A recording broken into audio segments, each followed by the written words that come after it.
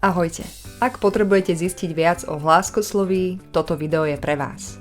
Už názov napovedá, že hláskoslovie skúma zvukovú stránku jazyka, konkrétne hlásku, čo je najmenšia a základná zvuková jednotka. Pozrime sa, ako hlásky členíme. Rozlišujeme samohlásky, dvojhlásky a spoluhlásky.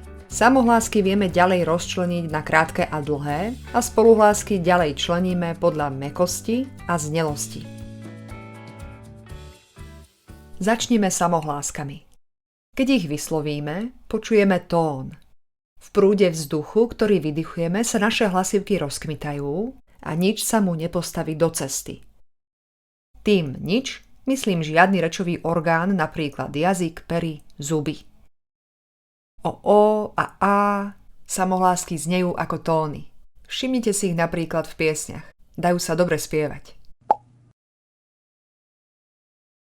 V rámci samohlások rozlišujeme krátke a široké i, o, u, napríklad ľan, peť, pes, ihla, myš, los, sud.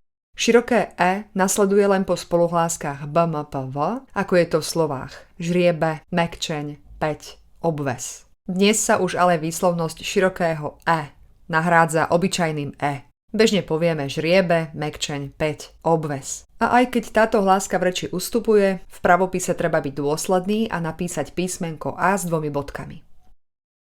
Dlhé samohlásky sú A, E, I, O, U. Napríklad lán, rebus, lízanka, mýto, tón, súd. Dlhú samohlásku vyslovíme asi 2-krát dlhšie než krátku.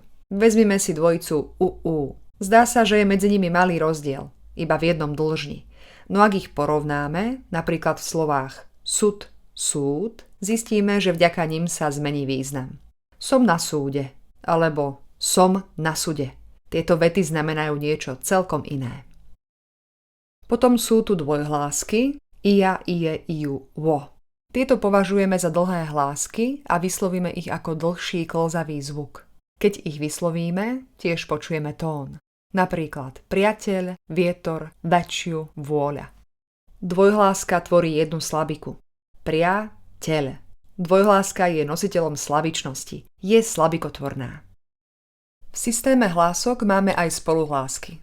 Ich výslovnosť prebieha tak, že hlasovému prúdu sa do cesty postaví niektorý rečový orgán, napríklad pery, zuby, jazyk.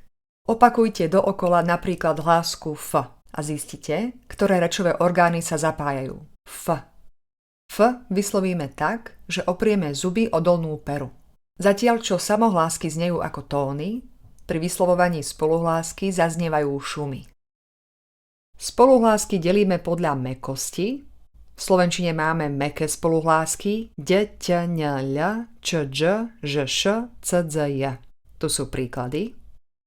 Po mäkkých spoluhláskach píšeme mäkké i. To platí pre domáce slová. Pokiaľ za mäkkými spoluhláskami d, t, n, l nasleduje samohláska i, či dvojhláska ija, ije, iju, mäkčeň síce nezapíšeme, ale vyslovíme ich mäkko. Nikto, deti, kde, ticho. Poznáme aj cudzie slová, v ktorých píšeme po mäkkej spoluhláske tvrdé i. Napríklad cyklus, cykloturistika, cylinder. Tvrdé spoluhlásky sú d, t, n, l, h, ch, k, g. Tu sú príklady. Po tvrdých spoluhláskach sa v slovách domáceho pôvodu píše tvrdé i. Pozor, ale treba dávať na cudzie slová, v ktorých po tvrdej spoluhláske napíšeme mäkké i, napríklad tiger, typovať. Vyslovíme ich tvrdo. Mäkké i píšeme aj v citoslovciach tik-tak, hodiny tikajú. Obojaké spoluhlásky sú b, m, p, r, s, v, z, f. Môžeme po nich napísať mäkké aj tvrdé i. Tvrdé i píšeme v slovách domáceho pôvodu. Sem patria slová, ktoré poznáme ako vybrané slová po b, m, p, r, s, v, z. Napríklad byť, myš, pytliak, ryšavý, siseľ, vír, prezývka. Slová, v ktorých po obojakej spoluhláske napíšeme mäkké i, sú napríklad byť vo význame udierať alebo vír, vodný či vzdušný. Po f vybrané slová nemáme. Môže po ňom nasledovať mäkké i, napríklad financie alebo tvrdé i, ako je to v slove fyzika. Druhú skupinu tvoria spoluhlásky podľa znelosti. Toto členenie používame vtedy, keď skúmame výslovnosť a spodobovanie. Poznáme znelé hlásky bdď, dzž, zž, ghv a neznelé hlásky ptť, cč, sš, khf, ktoré spolu tvoria pár. Aj preto im hovoríme párové. Vo výslovnosti sa dokážu nahrádzať. Napríklad v slove váška napíšeme znelé ž, ale vo výslovnosti ho nahradíme neznelým š. To je iba jeden príklad, ako fungujú párové hlásky vo výslovnosti. Ďalej poznáme znelé nepárové hlásky, nazývame ich aj zvučné a patria sem m, n, ň, l, l, ľ, r, r, j. Spodobovaniu sa detailnejšie venujem v samostatných videách, takže ak potrebujete zistiť viac, určite sa na ne mrknite. V rámci spoluhlások rozlišujeme aj slabikotvorné l, l, r, r. Z ich názvu vieme odvodiť, že sú slabikotvorné, teda dokážu tvoriť slabiky. Vlk, vlča, prst, trnie, zmrzlina. Tieto hlásky sú z polovice tónmi a z polovice šumami. Vzduchový prúd síce narazí na prekážku, ale hlásky zároveň znejú. Na záver mám pre vás 3 otázky. Skúsili ste už windsurfing? Hrali ste na xylofóne? Ako chutí quinoa?